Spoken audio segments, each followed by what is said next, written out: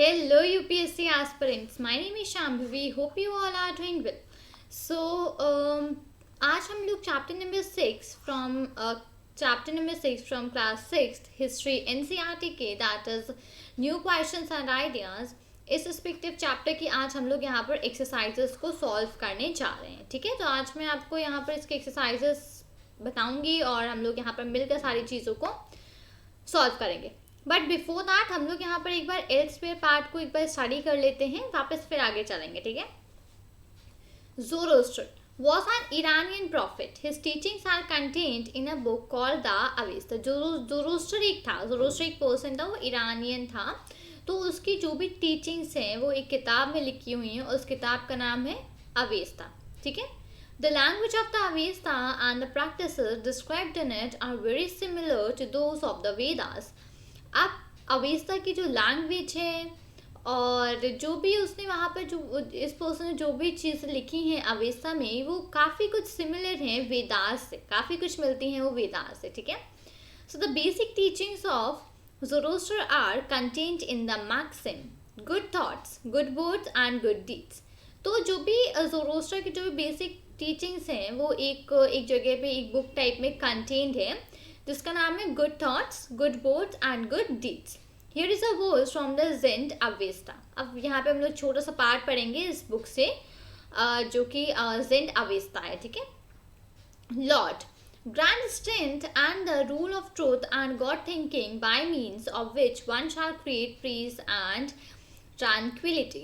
Lord मतलब कि भगवान, आप हमको स्ट्रेंथ दीजिए और and the rule of truth और सच और जो सच है सच को रूल करने का स्ट्रेंथ दीजिए एंड गुड थिंकिंग और अच्छी सोच दीजिए बाय मीन्स ऑफ विच जिसकी वजह से कोई भी पीस और ट्रैंक्वालिटी क्रिएट कर पाए. तो इसके लिए आप हमको ये सारी चीज़ें दीजिए. फॉर मोर देन 1000 years 1000 साल से भी ज़्यादा Zoroastrianism was a major religion in Iran. Iran में एक ज़ोरोआस्ट्रियनिज्म एक रिलीजन था, वो ईरान में 1000 साल से ज़्यादा रहा था. Later some Zoroastrians migrated from Iran and settled down in the coastal towns of Gujarat and Maharashtra. They were the ancestor of today's Parsis. ठीक है. तो जो ज़ोरोस्ट्रियंस थे फिर अराउंड 1000 साल बाद ये ज़ोरोस्ट्रियंस थे वो ईरान को छोड़ करके वो गुजरात और महाराष्ट्र के कोस्टल टाउन्स मतलब कि किनारे वगैरह पे जाके सेटल हो गए. ठीक है. तो उनको आजकल एंसेस्टर ऑफ टुडेज पारसीज का एंसेस्टर्स कहा जाता है आजकल. ठीक है. ग्रेट. तो यहाँ पे ये चैप्टर का एल्सवेयर हम लोगों ने स्टडी किया. अब यहाँ पे ये जितने वर्ड्स हैं तो हम लोगों ने बहुत वर्ड्स को ऑलरेडी डिस्कस करा है काफ़ी डिटेल. वापस एक बार देख लेते हैं. तन्हा व्हाट वाज दैट? जब आपको कोई चीज़ आप कोई चीज़ चाहते हो, आपको वो चीज़ मिल जाए लेकिन फिर भी आप उस चीज़ से सेटिस्फाइड ना हो, फिर आपको वो चीज़ और ज़्यादा चाहिए होती है, तब ये होता है यूज दैट इज तन्हा. ठीक है. व्हाट अबाउट प्राकृत? अब ये प्राकृत क्या है? प्राकृत एक वन ऑफ द लैंग्वेजेस है जो कि यूज़ होती है. जिस प्राकृत में क्या लिखा गया? प्राकृत में लोग जैसे कि बुद्धा थे और जो महावीर थे वो लोगों को प्राकृत में ही सारी चीज़ें, सारी लेसन्स, सारी टीचिंग्स दिया करते थे. राइट. नेक्स्ट. अब what are the Upanishads? Upanishads क्या होते हैं तो वो मैं आपको वहीं पे चल के बताऊँ क्योंकि उसके लिए एक स्पेसिफिक वर्ड यूज़ करा है इन्होंने. तो Upanishads mean approaching and sitting near. ठीक है. approaching and sitting near, this is what is meant by the Upanishads. right. next. Upanishads के बाद अब नेक्स्ट हमारा यहाँ पे 1 सेकेंड में नीचे वापस एक बार ले चलूँ जहाँ पे क्वेश्चन हम लोग को प्रेजेंट है. तो ग्रेट. अब आत्मा. ठीक है. अब आत्मा के बारे में हम लोगों ने क्या पढ़ा था कि आत्मा वॉज द इंडिविजुअल सोल. आत्मा को हम लोग क्या आत्मा वॉज द इंडिविजुअल सोल है ना. राइट. हम लोगों ने यही पढ़ा था आत्मा के बारे में. That was the individual soul. Right. अब नेक्स्ट उसके बाद क्या है हमारा यहाँ पे?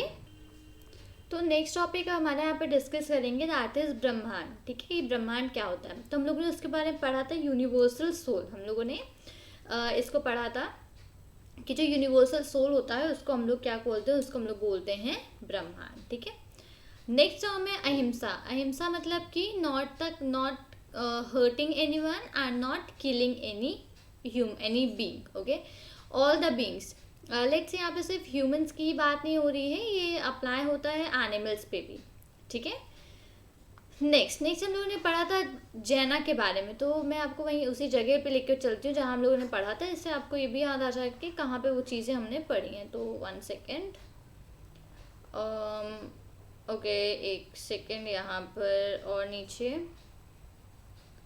यहाँ.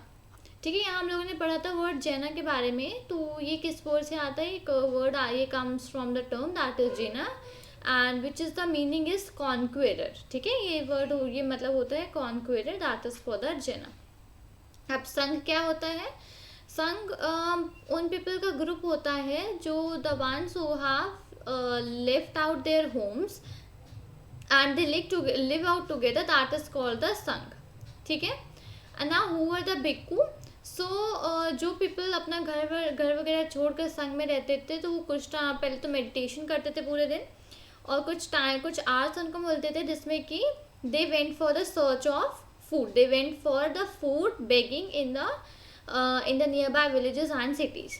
सो उन लोग को भिक्खु कहा जाता था. राइट, जो मेंस होते थे उनको भिक्खु कहा जाता था, विमेंस को bhikkhunis. Next, now what was this vihara? ये विहार क्या था? विहार भी सेम वही था कि जहाँ पर ये सब लोग मेडिटेशन वगैरह करते थे, तो उसी के एरिया को land on which the Vihar was built. ठीक है, विहार मतलब जहाँ पर मॉन्क्स और नन्स के रहने की जो जगह थी, वहाँ जहाँ पर वो बिल्ड हो रही थी, तो वो था विहार. ठीक है, उसको नाम दिया गया था विहार. ठीक है. Next monastery. अब ये मोनास्ट्रीज क्या थी? तो मोनास्ट्री के बारे में हम लोगों ने पढ़ा था कि ये कुछ ऐसी जगह थी. मोनास्ट्री 1 सेकेंड में लेके चलती हूँ आपको. हाँ, यहाँ पे. ठीक है, तो जहाँ पे ये जो मॉन्क्स और नन्स वगैरह थे वो रहा करते थे, और वो अपना घर वगैरह बिल्ट आउट कर लेते थे, और वहाँ पे मतलब परमानेंट शेल्टर्स. ठीक है, सो परमानेंट शेल्टर्स के लिए मोनास्ट्रीज को बिल्ड किया जाता था. और नेक्स्ट वॉज द आश्रम. सो आश्रम एक तरीका था, एक स्टेज ऑफ लाइफ था. Right, stage of life. So mainly 4 ashrams were there: brahmacharya, grihastha, vanaprastha और समयसा. ठीक है, ये 4 इन टोटल आश्रम्स थे. राइट, चलिए फिर हम लोग यहाँ पे चलते हैं. नेक्स्ट क्वेश्चन कर रहे हैं, that is describe the ways in which the Buddha try to spread his message to the people. अब बुद्धा ने किस तरीके से अपना मैसेज लोगों तक पहुँचाने की कोशिश करी? फर्स्ट ऑफ ऑल उन्होंने कहा कि सबसे पहले इन्होंने अपने जो भी टीचिंग्स थी वो कन्वे करी लोगों को, वो भी प्राकृत लैंग्वेज में. राइट, तो उन्होंने प्राकृत लैंग्वेज में लोगों को उनकी जो भी टीचिंग्स थी उनको कन्वे किया, और जो कि एक्चुअली कॉमन लैंग्वेज थी वहाँ की वो प्राकृत थी, तो वो जो भी अपनी टीचिंग्स होती थी वो प्राकृत में लोगों को सिखाते थे. राइट. सेकेंड था कि उन्होंने अपने जो भी फॉलोअर्स थे उन्होंने उनसे कहा कि किसी के भी ऊपर ब्लाइंडली, किसी के मैसेज को ब्लाइंडली ट्रस्ट ना करें. ठीक है, तो ये सब जो चीज़ें थी उन्होंने इस तरीके से, जो लोग थे उनके लोग थे, इस तरीके से बुद्धा ने मैसेजेस स्प्रेड करने की कोशिश करी लोगों तक. ठीक है, ग्रेट. नेक्स्ट है राइट विद द ट्रू और फॉल्स. अब ट्रू और फॉल्स बताइए इसमें से क्या क्या है. पहला, the Buddha encourage animal sacrifices. ये एब्सोल्युटली यहाँ पर क्या है? ये है एब्सोल्युटली फॉल्स, बिकॉज बुद्धा ने इनकरेज नहीं किया था एनिमल सैक्रिफाइसेस को. बुद्धा कहते थे कि हंटिंग और हर्टिंग, किसी को भी आप हर्ट नहीं कर सकते, किसी को भी आप मार नहीं सकते. इधर it is a human being और अ एनिमल. राइट, ये false statement. Sarnath is important because it was the place with the Buddha taught for the first time. तो सारनाथ इसलिए इंपॉर्टेंट है क्योंकि बुद्धा ने वहाँ पर पहली बार पढ़ाया था. Absolutely true. यस, सारनाथ इसीलिए फेमस है क्योंकि बुद्धा ने वहाँ पर पहली बार पढ़ाया था. तो ये आंसर होता है true. The Buddha taught that karma has no effect on our life. ये एब्सोल्युटली फॉल्स स्टेटमेंट है क्योंकि बुद्धा ने हमको बताया था कि जैसा आप काम कर रहे हो, आप अगर उसका जो भी आप एक्शन कर रहे हो, उसका जो भी रिजल्ट है, अगर वो अच्छा है तो आपको अपनी इस लाइफ और अगले लाइफ में अच्छा देखने को मिलेगा, और अगर उसका रिजल्ट अच्छा नहीं है तो वो आपको अच्छा नहीं देखने को मिलेगा इस लाइफ में और अगली लाइफ में. ठीक है, तो बुद्धा ने ये सिखाया था कि आप जैसा कर्म करोगे वैसा ही आपको उसका आउटपुट, उसका फल मिलेगा. The Buddha attain enlightenment at Bodh Gaya, the Buddha attain enlightenment at Bodh Gaya, ये ट्रू स्टेटमेंट है। जी हाँ, Buddha attain enlightenment at the Bodh Gaya, true statement. ठीक है, नेक्स्ट वापस नीचे चलते हैं। Number 5, Upanishadic thinkers believe that the atma and brahmanda were ultimately one, ये भी एब्सोल्युटली ट्रू है। जो उपनिषादिक थिंकर्स हैं उन्होंने ऐसा बिलीव किया था कि जो आत्मा और ब्राह्मण है वो दोनों एक ही हैं। ठीक है, उन्होंने यही बिलीव किया था। नेक्स्ट, पहले यहाँ पे कुछ इंपॉर्टेंट डेट्स पढ़ लेते हैं। तो उपनिषादिक थिंकर्स द जैना teacher Mahavira and the Buddha about 2500 years ago and writing down of the Jaina text, ये था 1500 साल पहले। Now what were the questions that Upanishadic thinkers wanted to answer? अब ऐसे कौन कौन से क्वेश्चंस थे जो उपनिषादिक थिंकर्स आंसर करना चाहते थे। ठीक है, तो जो कि उपनिषादिक थिंकर्स आंसर करना चाहते, पहला था कि डेथ के बाद क्या होता है। याद है मैंने आपको बताया था, अगर आपने मेरे नोट्स और मेरी वीडियोस को अच्छे से पढ़ा है तो आपको याद आ रहा होगा। पहले मैंने बताया था कि वो ये सोचना, इन क्वेश्चंस का आंसर फाइंड आउट करने चाहते थे कि डेथ के बाद क्या होता है। ठीक है, क्या डेथ के बाद कोई लाइफ है। ओके, और फिर उनको ये भी जानना था कि क्या कि सैक्रिफाइसेस परफॉर्म करने से क्या होता है, कि मतलब किसी को सैक्रिफाइस क्यों परफॉर्म करने चाहिए, क्या होता है उसको परफॉर्म करने से। और ये था कि क्या ऐसी कोई चीज़ है जो यूनिवर्स में परमानेंट है, जो कि डेथ के बाद भी, जो भी किसी की भी डेथ के बाद भी रहती है, क्या ऐसी कोई चीज़ है यूनिवर्स में। ठीक है, और उनको ये चीज़ जाननी थी। ठीक है, तो ये क्वेश्चन थे जो Upanishadic thinkers wanted to answer. Next, what were the main teachings of Mahavira. अब महावीरा की मेन टीचिंग्स क्या थी। महावीरा की मेन टीचिंग्स ये थी कि जो लोग ट्रुथ जानना चाहते हैं, जो लोग सच्चाई जानना चाहते हैं, उनको अपना घर छोड़ना होगा। पहली यही टीचिंग है, those who wish to know the truth must leave his or her home. ठीक है, नेक्स्ट, जो उनको सबसे पहले उनको नॉन वायलेंस मतलब अहिंसा फॉलो करना चाहिए। मतलब नॉन वायलेंस मतलब कि जो भी लोग ट्रुथ के रास्ते पे चल रहे हैं, सच्चाई के रास्ते पे चल रहे हैं, उनको ये अहिंसा फॉलो करना चाहिए, दैट इज़ नॉन वायलेंस। कोई भी वायलेंस नहीं, आप किसी को भी मार नहीं सकते हो, आप ऐसा कुछ भी नहीं कर सकते हो। ठीक है, नेक्स्ट, किसी भी अगर आप ट्रुथ के रास्ते पे चल रहे हो तो आप ना तो किसी को मार सकते हो, ना आप किसी को हर्ट कर सकते हो। तो ये एक और टीचिंग थी महावीरा की। तो ये 3 टीचिंग्स महावीरा की यहाँ पर थी। ठीक है, नीचे चलते हैं, लेट्स डिस्कस में। So why do you think Anagha's mother wanted her to know the story of the Buddha. अब आपको मतलब आप क्या सोचते हो कि अनाघा की जो मदर थी वो क्यों चाहती थी कि उनको स्टोरी ऑफ द बुद्धा की स्टोरी मालूम पड़े। तो क्या हम लोगों को क्या पता था, अनाघा वाराणसी जा रही थी, राइट, स्कूल ट्रिप पे। तो अब सारनाथ वाराणसी में ही है जहाँ पर बुद्धा ने सबसे पहली बार लोगों को पढ़ाया था, जहाँ पर बुद्धा ने सबसे पहली बार टीचिंग करी थी। ठीक है, अपनी एनलाइटमेंट पाने के बाद वो सबसे पहले वहीं गए थे, सारनाथ में ही। तो बुद्धा के जो स्टोरी, जो मैसेजेस थे वो काफ़ी इंस्पायरिंग थे। तो शायद इसी वजह से अनाघा की जो मदर थी वो चाहती थी कि उसको भी बुद्धा की स्टोरी पता चले। ठीक है, now do you think it would have been easy for slaves to join the sangha, give reasons for your answer. अब आप ये बताइए कि क्या आप ऐसा सोचते हो कि जो स्लेव्स होते थे, जो गुलाम होते थे, उनके लिए संघ ज्वाइन करना आसान होता होगा। अपना रीज़न बताइए इसके साथ।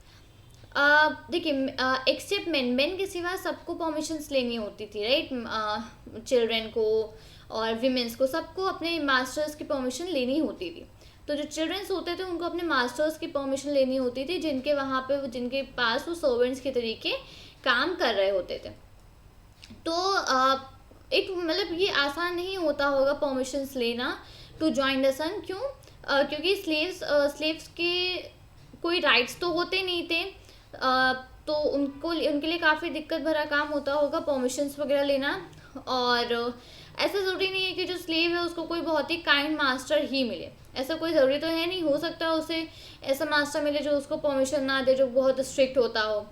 और जनरली यही सब रीजंस हो सकते हैं कि हाँ, बट ये है कि हाँ, स्लेव्स को संघ ज्वाइन करने में जो परमिशंस लेने में काफ़ी दिक्कत होती होगी। ठीक है, तो उम्मीद करती हूँ कि आपको इस चैप्टर के बारे में सारी चीज़ें काफ़ी अच्छे से समझ में आई होंगी, आपने सारी चीज़ें यहाँ पर मेरे साथ अच्छे से पढ़ी भी होंगी। ठीक है, आज हम लोगों ने इसको आंसर्स वगैरह सॉल्व करे, और अगर आपको यहाँ पे कोई भी टॉपिक पढ़ना हो तो आप मेरे इस वीडियोस को, मतलब प्रीवियस वीडियोस को जाकर चेक कर सकते हो। नीचे प्लेलिस्ट मेंशन है, प्लेलिस्ट में जाकर चेक कर सकते हो, तो वहाँ पे आपको और भी सारे जो भी आंसर्स वगैरह हैं और जो भी चैप्टर्स के डिफरेंट डिफरेंट टॉपिक्स, वो सारे आपको मिल जाएंगे। और एक समरी चैप्टर, एक समरी वीडियो भी है, आप समरी देखना चाहो तो वो भी देख सकते हो। तो अगर आपको वीडियो अच्छी लगी हो तो वीडियो को लाइक करें, वीडियो पे कमेंट करें, वीडियो को अपने फ्रेंड्स के साथ शेयर करें, और चैनल सब्सक्राइब करना मत भूलिएगा। मिलती हूँ आपसे नए वीडियो के साथ। Till then, thank you and take care. जय हिंद।